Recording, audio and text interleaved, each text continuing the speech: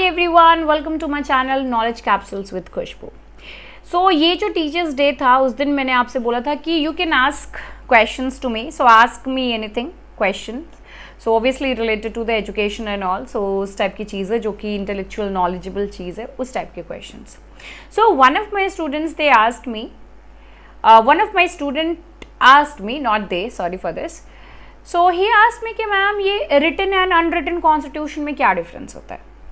Okay, very obvious question. क्या ये written constitution वो एक्चुअली में लिखा ही नहीं है क्या?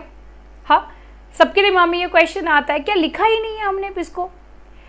सो ये जो दोनों के बीच का डिफरेंस है एंड ये क्या है अनरिटन कॉन्स्टिट्यूशन, आप इस वीडियो से समझेंगे। ओके, चलो, so let's get started with this.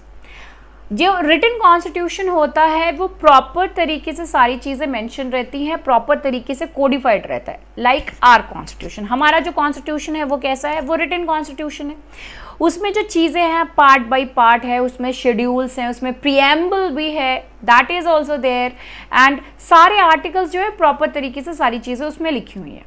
Okay, now when it comes to this unwritten constitution, and हाँ, रिटन कॉन्स्टिट्यूशन जो है वो एक बुक में आपको मिलेंगी, सारी की सारी चीज़ें you can find it in one single book.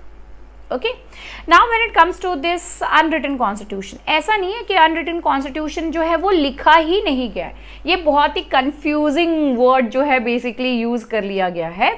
तो जो अनरिटन कॉन्स्टिट्यूशन है वो लिखा जाता है, but you can not find it in one single book.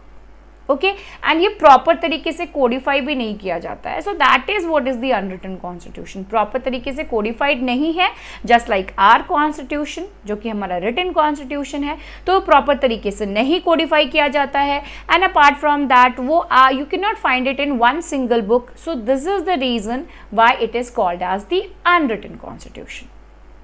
Okay, जो अनरिटन कॉन्स्टिट्यूशन होता है वो यूनिटरी इन नेचर होता है, मतलब वहाँ का जहाँ पे भी ये फॉलो हो रहा है तो वहाँ पे यूनिटरी नेचर रहती है, बट द पावर्स बेसिकली वो यूनिटरी नेचर रहती है। But when it comes to the written constitution वो फेडरल हो सकता है, कासी फेडरल हो सकता है, यूनिटरी भी हो सकता है। ओके, इट डिपेंड्स कि कॉन्स्टिट्यूशन में कैसा प्रोवाइडेड है, राइट।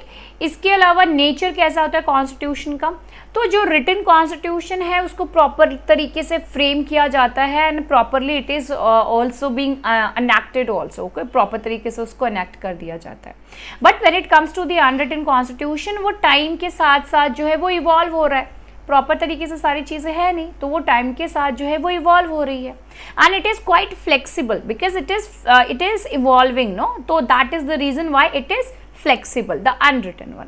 अब ये जो रिटन कॉन्स्टिट्यूशन है ये रिजिड भी होती है, फ्लेक्सिबल भी हो सकती है, या फिर ये मिक्सचर हो सकती है दोनों की।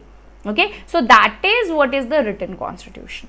ओके, सुप्रीमेसी की अगर बात करें दोनों जगह पे, तो रिटन कॉन्स्टिट्यूशन में जो सुप्रीमेसी होती है, सुप्रीम किसको माना जाता है? तो that is the constitution. Okay, तो कॉन्स्टिट्यूशन है जो कि सुप्रीम है।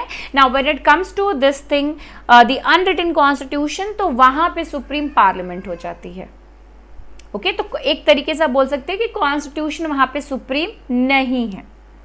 ओके, जुडिशियरी की अगर हम बात करें तो रिटन कॉन्स्टिट्यूशन जो है इसमें जुडिशियरी को काफी अच्छे खासे जो पावर्स दिए हुए हैं, क्योंकि बहुत पावर्स दी हुई हैं।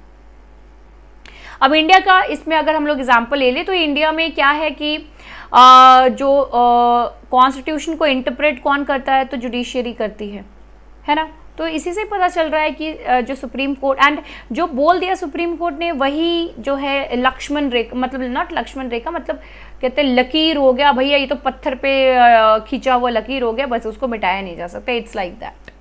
Okay, now when it comes to the unwritten constitution, तो वहां पे जुडिशियरी को जो है वो लिमिटेड पावर्स दिए जाते हैं, राइट। अनरिटन कॉन्स्टिट्यूशन का कहाँ पे अप्लाइड है? तो you can find it over there in the UK, and जो रिटन कॉन्स्टिट्यूशन है यूएसए है एंड इंडिया भी है, and there are many other countries also. India जो यूएसए का रिटन कॉन्स्टिट्यूशन है वो बहुत ही पुराना है, एंड इंडिया का जो कॉन्स्टिट्यूशन है, आई मीन जो यूएसए का जो कॉन्स्टिट्यूशन है, it is believed to be the oldest constitution. Okay, oldest written constitution. India का जो कॉन्स्टिट्यूशन है वो लॉन्गेस्ट है, सबसे बड़ा है written constitution.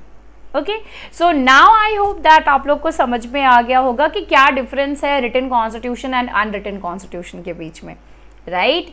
So if you you are also having any kind of question like history, geography, international relationship, and this polity also, so you can definitely write down in the comment section.